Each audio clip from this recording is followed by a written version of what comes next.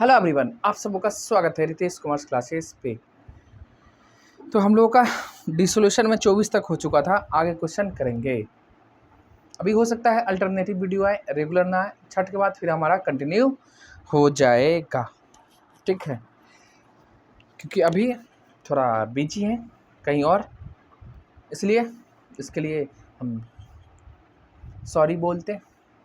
Regular नहीं हो सकता है, बीच में अल्टरनेटिव रहेगा लेकिन, ठीक है।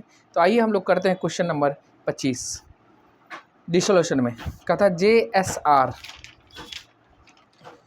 JSR पार्टनर हैं जिनका प्रॉफिट सेलिंग रेशियो है 3:2 के अनुपात में, और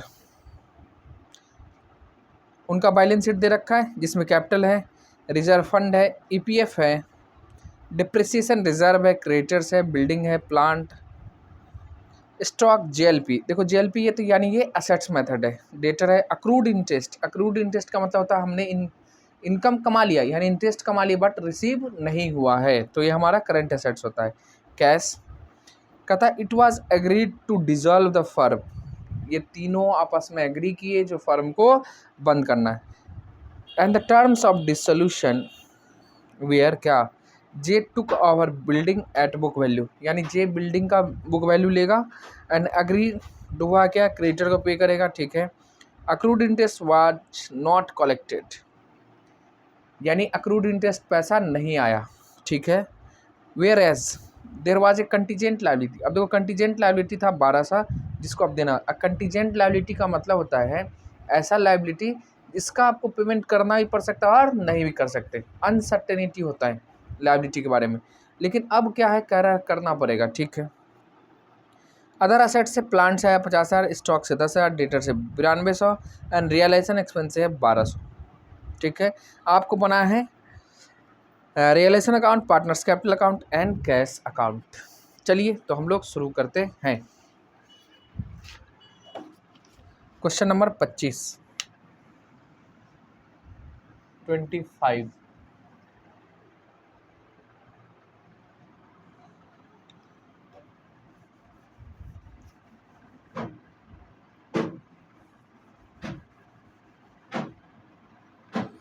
तो लिखो JSR, शॉर्ट में लिख ले पहले। इनका रेशियो कम से कम लिख लिया जाए 3:2 है ना जी सर। आपको कहता है रियलाइजेशन अकाउंट बनाओ, ठीक है। लो फॉर्मेट गिव दिया जाए रियलाइजेशन अकाउंट का।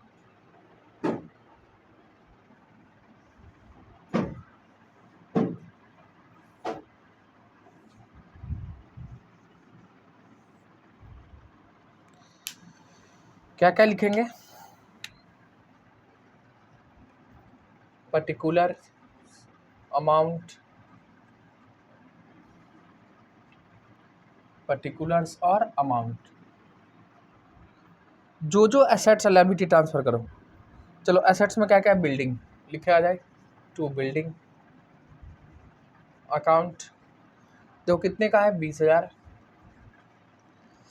प्लांट तो टू प्लांट अकाउंट 44,000, सबका लिखिए बुक वैल्यू। स्टॉक 12,000,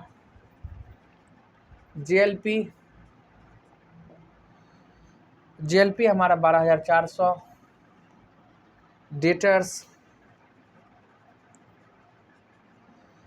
डेटर है हमारा 10,000, अक्रूड इंटरेस्ट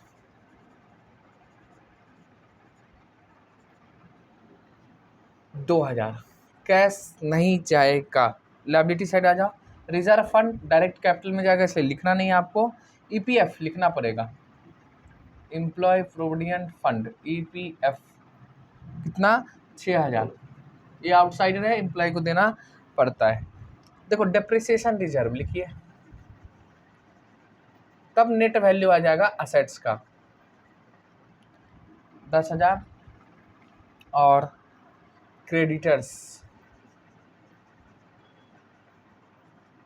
22,000, ठीक है। तो ये हमने लिख दिया है। अब भाई क्या क्या रियलाइज हुआ, क्या क्या पेमेंट हो, तो बाई कैश अकाउंट। अच्छा, जे ले लिया है तो पहले क्या किया जाए, जे को लिख दे, जे इज कैपिटल अकाउंट। इसने बिल्डिंग को लिया है, बिल्डिंग कितना पे, बुक वैल्यू, तो देखो बिल्डिंग का कितना था 20,000, यानी 20,000 पे ही लिया है, और क्रेडिटर का पेमेंट किया है, तो लायबिलिटी कैपिटल अकाउंट। क्रेडिटर कौन, कितने, 22,000। एकदम आसान क्वेश्चन है, कोई भारी नहीं। आगे की अक्रूड इंटरेस्ट नहीं हटाओ। कंटीजेंट लायबिलिटी कितने, 1200 का पेमेंट करना है, तो इधर आ जाओ, कॉन्टीजेंट लायबिलिटी 1200। उसके बाद है अन असेट्स, अदर असेट्स से हुआ है, तो असेट्स में लिखोगे टू कैश। देखो क्वेश्चन नहीं करोगे नहीं आएगा। अब मान लो आप प्रैक्टिस करके नहीं गए, लेकिन एग्जाम में दे दिया कॉन्टीजेंट लायबिलिटी, पता ही नहीं क्या होगा, तो तुक्का मारना पड़ेगा। अच्छा, कॉन्टीजेंट लायबिलिटी इधर क्यों होगा, इधर ना, liability debit side, contingent liability 1200, और इधर लिखा जाए, देखो क्या क्या हुआ, स्टॉक से आया 50,000, स्टॉक के बाद क्या है, प्लांट, ओ सॉरी ये प्लांट है, संयंत्र, स्टॉक, स्टॉक से आया है 10,000। इसके बाद डेटर से आया है 9200, तो plant, stock, debtor. Realisation expense लिखिए, एक्सपेंसेस कितना है 1200। ठीक, अब देखो भाई कोई ऐसा लायबिलिटी जिसका पेमेंट नहीं हो, क्रेडिटर का कर दिया है, ईपीएफ का करना पड़ेगा आपको, है ना, तो ईपीएफ लिखिए इतना 6,000। रिजर्व है, ये नहीं जाएगा, इसको छोड़ देना है, यानी इससे पैसा लायबिलिटी नहीं है, हमारा जिसपे भी लगा होगा उसका भाग है। ठीक, बिल्डिंग चला गया, प्लांट चला गया, स्टॉक गया, जेएलपी के बारे में कुछ लिखा नहीं तो आप छोड़ दो। डेटर्स, डेटर से आ गया, अक्रूड इंटरेस्ट रिसीव नहीं हो, इसको भी छोड़ना पड़ेगा। ठीक है, आइए सरेंडर वैल्यू ऐसा कुछ बात लिखा नहीं है तो आप छोड़ दीजिए। अगर आप अज्यूम करिएगा तो सरेंडर वैल्यू वही हो जाएगा, कितना 12,400, 20,000, पहले इसको जोड़ ले, 12 12 24, ये हो गया 8400, 6,000 प्लस में 1200, फिर 1200, 8400 प्लस में 2,000, फिर प्लस में 10,000, और फिर हो जाएगा 12,400, फिर 12,000, फिर 12,000 के बाद 44,000, और फिर है 20,000 डेबिट साइड, 1,08,800 लॉस है, तो डेबिट साइड ही ज़्यादा होगा।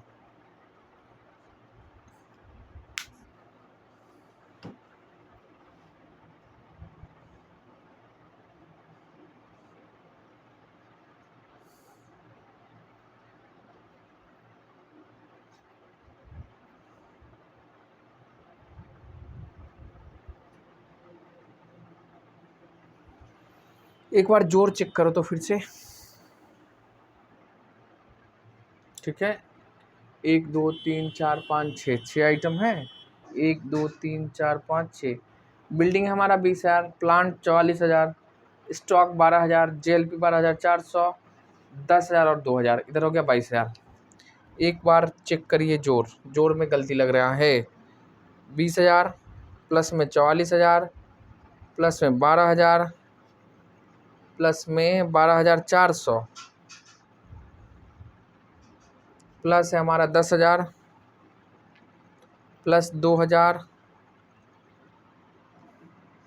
प्लस में हमारा 22,000 प्लस में 8400, कहाँ था, तो 1,30,800, 1,30,800 डेबिट में, यही लिखेंगे क्रेडिट में भी 1,30,800। ठीक है, अब क्रेडिट साइड जोड़ लीजिए, यानी इसको आप पहले कैश जोड़, 50 10 60, यानी 69,200, 50,000 प्लस में 10,000 प्लस में 9200 यानी 69,200 प्लस में 20,000 प्लस में 22,000 प्लस है हमारा 16,000 16,000 एक बार लिख दो। 1,27,200 आया, माइनस करो 1,30,800 तो 3,600 लॉस हो गया है ना, 3,600 लॉस है। तो इसको कहाँ ट्रांसफ़र करेंगे? पार्टनर्स कैपिटल अकाउंट में। कौन कौन है? JSR, तो जे के कैपिटल में, एस के कैपिटल में और आर के कैपिटल में। तो 3,600 3,600 और 3,600 रेशियो 3/6 2/6 और 1/6। तो भैया 6 त्रिक के 18, 6 दूनी 12 और 6 36, ये हो गया। इसके बाद बनाएंगे हम लोग क्या? Partners capital account. Partners capital account, तो पार्टनर्स कैपिटल अकाउंट में बना दो। ये रहा पर्टिकुलर्स, इसको घेर दीजिए 1 2 3, 1 2 और 3, इनका capital JSR JSR JSR particular and particular. Opening balance है, लिखेंगे balance BD, balance BD। Opening देखो कैपिटल अकाउंट में कितना कितना दे रहा है? 24, 17,200 और 20,800। 24,000, 17,200 और 20,800, ये हो गया ओपनिंग बैलेंस। ठीक, अब रिजर्व फंड जाएगा, तो रिजर्व फंड से कैपिटल बढ़ेगा। क्रेडिट साइड लिखना है आपको, रिजर्व फंड के नाम पे कितना था? 6,000, और 6,000 को अब बांटो तो 6, तो 1,000 2,000 और 1,000, 1,000 गुना 3 तो 3,000, 2,000 और 1,000, ये हो गया reserve fund. Depreciation reserve realisation में चला गया, कुछ भी नहीं जाएगा, अक्रूड इंटरेस्ट आएगा ही नहीं। ठीक, आ जाओ। उसके बाद loss, the 2 realisation account. Realisation में देख लो भाई, लॉस को चलो बांटते पहले 1,800, फिर 1,200 और फिर 600। एक चीज़ और ध्यान रखना, जे का कैपिटल कमाएंगे, है ना। ये लायबिलिटी का पेमेंट किया है, तो रियलाइजेशन अकाउंट यानी क्रेडिटर वाली बातें, इससे 22,000 से जे का कैपिटल बढ़ेगा। और इसने बुक वैल्यू पे ले लिया क्या? बिल्डिंग, तो इससे भी इसका कैपिटल कमेगा। देखो कितने पे लिया? बुक वैल्यू यानी 20,000 पे। ठीक, और कुछ नहीं जाएगा। चलो आ जाओ, BD/CD करते हैं। और क्या मतलब पेमेंट होगा ना BD/CD का। 20 21,800, यहाँ भी लिखेंगे 21,800 और 21,800 माइनस 600, तो 21,200। हाँ, आर का 21,200 टू कैश अकाउंट। इसके बाद आ जाइए 17 2 19,200,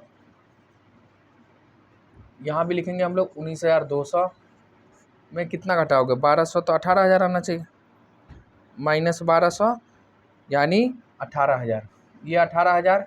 और इधर आ जाओ 24,000 प्लस में 3, 24 अब 22 46 होगा और प्लस में 3 तो 49,000,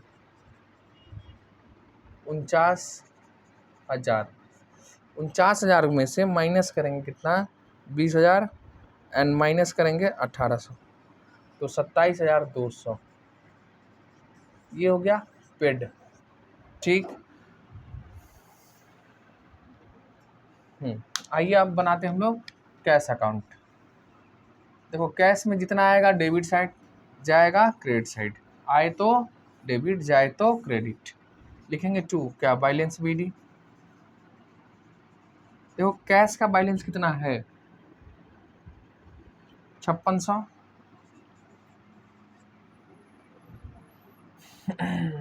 कैश कितना गया 8400, रियलाइजेशन अकाउंट में लिखिए रियलाइजेशन अकाउंट 8400, कितना आया 69,200 टू रियलाइजेशन अकाउंट 69,200। ठीक, और बताओ और कहाँ पे कैश है, और कैश है पार्टनर्स का जो पेमेंट हुआ है, तो जे का कैपिटल, एस का कैपिटल और आर का कैपिटल 27,200, 18,000 एंड 21,200। आप इसको टोटल करिए, आपका मैच करेगा कैश बैंक कैश अकाउंट, यानी हमारा सही हो जाएगा। आ जाओ 5600 प्लस में 69,200 तो 74,800,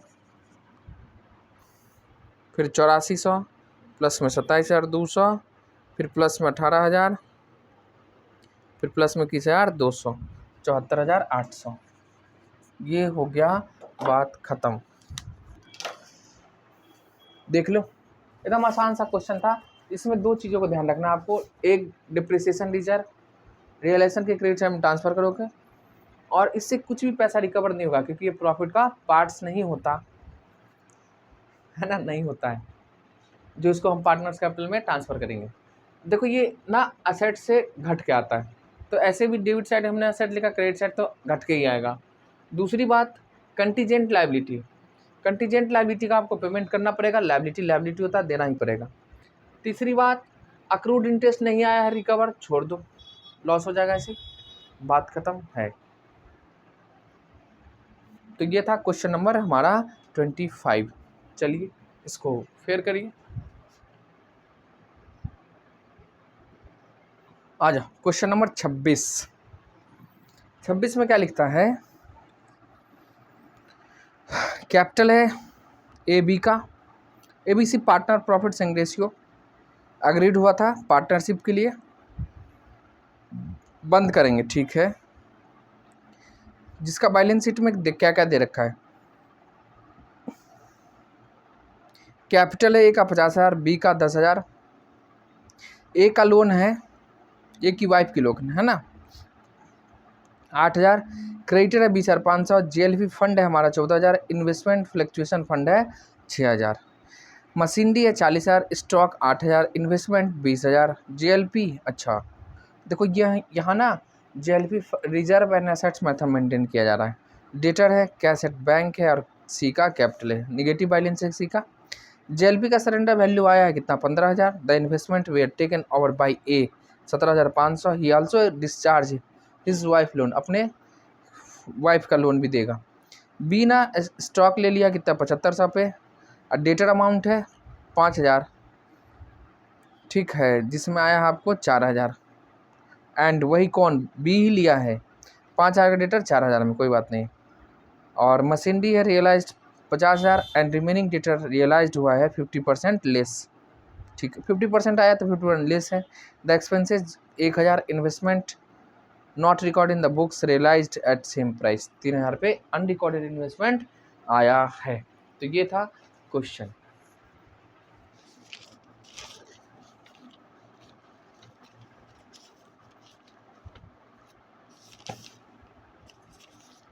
चलो तो दिख गया,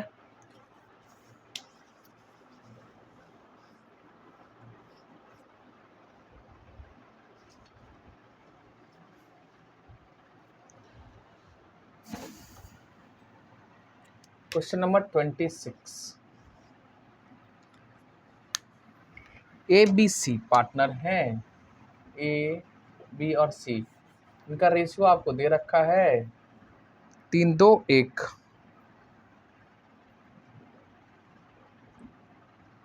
और रियलाइजेशन अकाउंट बनाओ पहले। देखो जो चीज़ पार्टनर्स कैपिटल में ट्रांसफ़र हो उसको पार्टनर कैपिटल में ट्रांसफ़र कर देना है, जो नहीं, जो रियलाइजेशन में ट्रांसफ़र होगा उसको रियलाइजेशन में आप ट्रांसफ़र करिए, सिंपल सी बात है।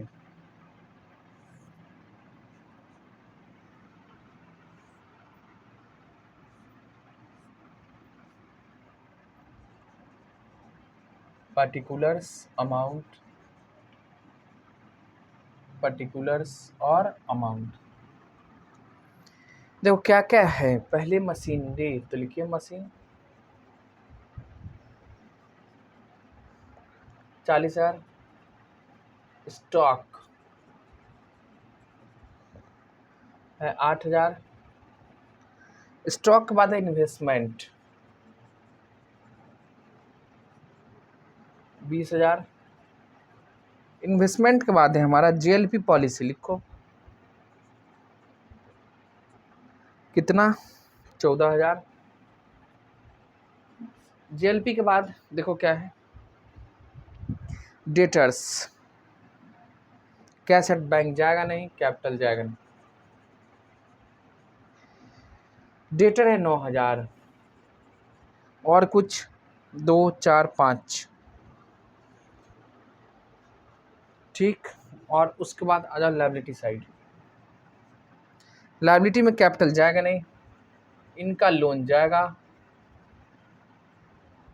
आउटसाइडर है 8,000। इसके बाद क्रेडिटर्स लिखो भाई, क्रेडिटर्स कितना 20,500, जीएलपी रिजर्व जाने दीजिए, जीएलपी रिजर्व कितना है भाई, फंड 14,000। इन्वेस्टमेंट फ्लक्चुएशन जो है ना, डायरेक्ट पार्टनर कैपिटल में ट्रांसफ़र करेंगे, तो 3 चीज़ें चली गई। हाँ, अब देखो इसमें क्या क्या है, कहाँ कहाँ से पैसा आया, कहाँ कहाँ को गया है। तो हमारे धंधे में कैश मेंटेन कर रहे हैं कि बैंक, बैंक तो लिखिए यहाँ बैंक अकाउंट, और यहाँ भी लिखेंगे बैंक अकाउंट। देखो जीएलपी का सरेंडर वैल्यू है कितना 15,000, तो लिखोगे जीएलपी सरेंडर वैल्यू 15,000 आया है। उसके बाद ए इन्वेस्टमेंट को ले लिया है और अपनी मिसेज की, ठीक है, बी लिया है। चलो, और रियलाइज्ड पैसा क्या क्या हो, थोड़ा सा जगह छोड़ के ए की बातें लिखें। ए इन्वेस्टमेंट को लिया है 17,500 में, अपनी वाइफ की लोन चुका रहा है, तो एज कैपिटल अकाउंट। भैया क्या ये इन्वेस्टमेंट लिया है और ये एज लोन अकाउंट, मिस 8,000, तो लिख दो भाई 8,000।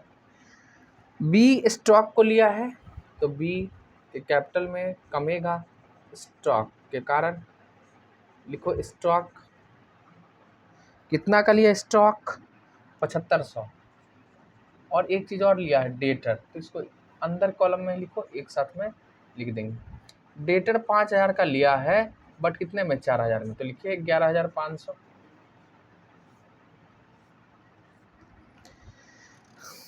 5,000 का डेटर है, लिया कितना में वो देखना होता है ना, 4,000 में, बात खत्म है। मशीन की वसूली हुई कितनी है 50,000, तो लिखो भाई मशीन 50,000। और जो बैलेंस डेटर बच गया, देखो यहाँ समझो, डेटर कितने का, टोटल 9,000, 9,000 में से एक कितने का लिया 5,000 का, भले बुक वैल्यू है, रिकवर हुआ 4,000, लेकिन बुक वैल्यू माइनस करोगे, बचा कितने 4,000, इसका 50% रिकवर हुआ है, समझ गए। तो 50% कितना हो जाएगा 2,000, तो डेटर में कितना दिखाओगे 2,000, ये नहीं जो 4,000 माइनस करके 5,000, नहीं, बुक वैल्यू घटाना है आपको, डेटर। उसके बाद 50% कहता रियलाइजेशन एक्सपेंस है 1,000, लिखो भैया एक्सपेंसेस 1,000, और इन्वेस्टमेंट से आया है कितना, जो अनरिकॉर्डेड था 3,000, लियो भाई पैसा आया तो अच्छी बात है। इन्वेस्टमेंट सबको एक जगह लिखना होगा, आगे कुछ नहीं। क्रेडिटर में देख लो, लोन खत्म, क्रेडिटर का पेड किया है कोई नहीं, तो क्रेडिटर का पेड होगा, जीएलपी रिजर्व जाएंगे नहीं, कुछ कहा नहीं है तो कितने पे भेजोगे 20,500, तो 21,500, ठीक। और बैंक से कितना आया देखो, 50, 65, 5, 70,000।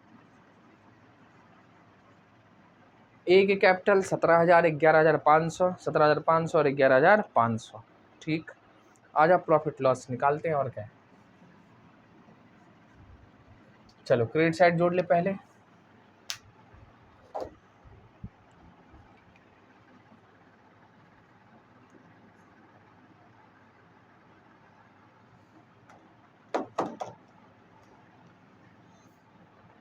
आठ हजार प्लस करना आपको कितना, 20,500, प्लस में 14,000 और प्लस में है 70,000, प्लस 17,500, प्लस में 11,500, तो 1,41,500 क्रेडिट साइड आया। लिखो देखते हैं, 1,41,500, यहाँ भी लिखे 1,41,500, और डेबिट में कितना वो माइनस कर दो भाई साहब, 40,000, प्लस में 8,000, प्लस में 20,000, प्लस में 14,000,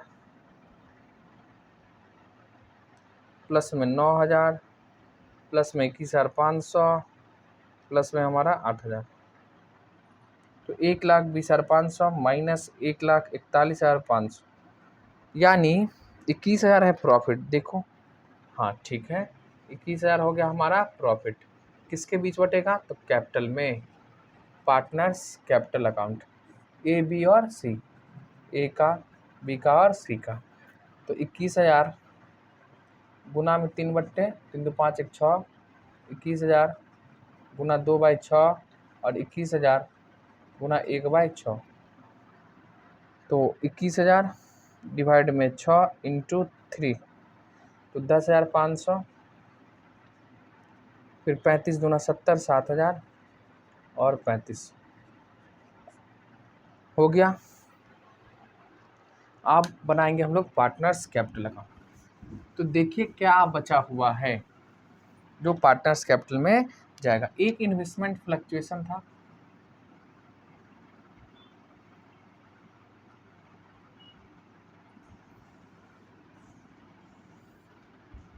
जो सेपरेट पार्टनर्स में जाए उसको पार्टनर में भेजो।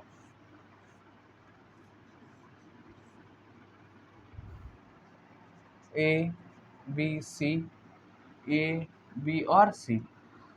ओपनिंग क्या लिखेंगे, 2, बैलेंस, सॉरी इधर नहीं, इधर क्रेडिट साइड, बाय लायबिलिटी है ना, इधर बी डी। देखो कितना है,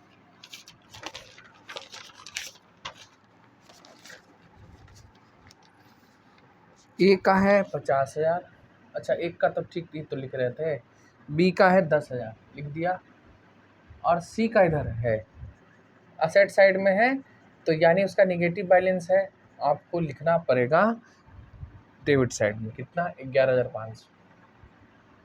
और लोन हो गया, क्रेडिटर हो गया, जेएलपी हो गया। इन्वेस्टमेंट फ्लक्चुएशन जाएगा, investment fluctuation,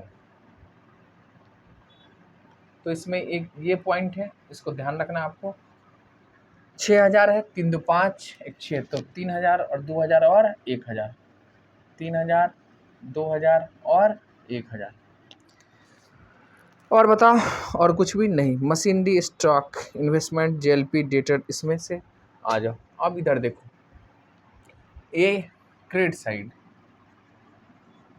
bye realization account कितना, 8,000। देखो डेबिट है ना, इसके अपोजिट लिखना है आपको। फिर ये पार्टनर्स कैपिटल, ये भी लिख दो भाई, प्रॉफिट है कैपिटल इसका बढ़ेगा, तो रियलाइजेशन अकाउंट 10,500, 7,000 और 3,500। इसके बाद बैंक, बैंक नहीं आएगा, पार्टनर, पार्टनर ढूंढो। ए क्या ले लिया, इन्वेस्टमेंट, लिखिए रियलाइजेशन अकाउंट में इन्वेस्टमेंट कितना में ले लिया, 17,500। इसके बाद है बी ने स्टॉक ले लिया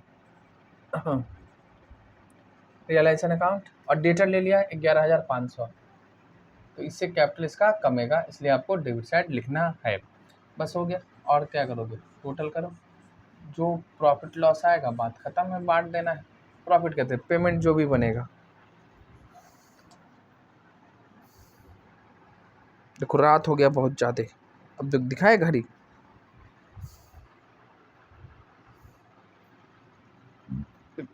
11:50, मतलब 12 बजने को है, समझ रहे हैं। अब देखिए आप लोगों के लिए इतना मेहनत, वीडियो नहीं आ रहा था 2 दिन हो गया था, हम क्या आज तो रिकॉर्ड करेंगे भले जो हो जाए। आँख देखेगा, आँख देखेगा लाल है ना। हाँ हाँ। अब तुम लोग पढ़ते नहीं हो, कैसे काम चलेगा बताओ। ना ही वीडियो को शेयर करते हो, कैसे काम चलेगा बताओ। पूरा पाँव दर्द कर दिया, कमर दर्द कर दिया, तब भी वीडियो बना दिया। नहीं, वीडियो बनना चाहिए। तो 71,500 छठ के बाद कंटिन्यू रहेगा, टेंशन नहीं लेना। 10, 12, 9, 19, 71,500 में घटा दोगे कितना, 17,500, तो 54,000। ये क्या है भाई, बैंक में पेड करो ए को, ठीक है। तो ए का पेमेंट बनेगा कितना, 54,000।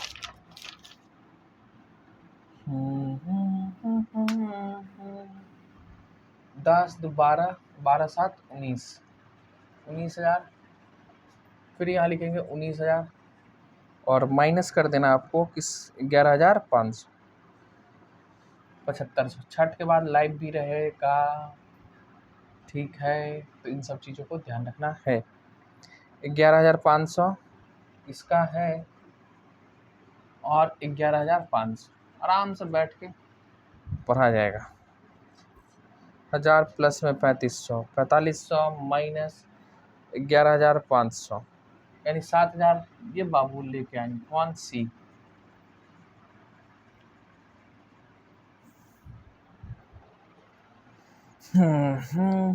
Final payment. और अब लास्ट में बना दो भाई बैंक अकाउंट, और क्या है, balance BD to balance BD। Bank का देखो कितने, कैसेट बैंक 6,000 लिखिए। और देखिए कहाँ बैंक आया कि गया, गया बाय रियलाइजेशन अकाउंट कितना, 21,500।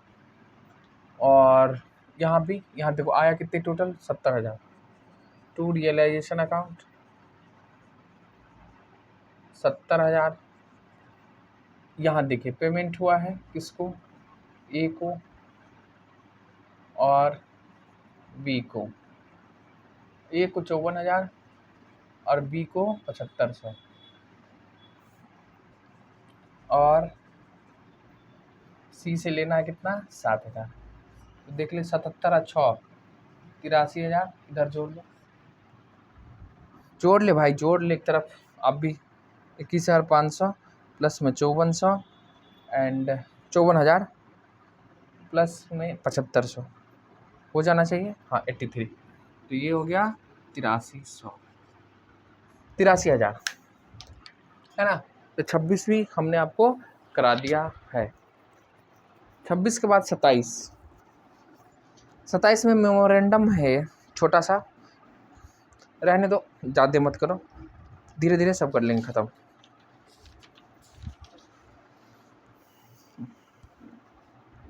तो चलिए हम लोग मिलते हैं अगले वीडियो में, तब तक के लिए बाय बाय, गुड नाइट।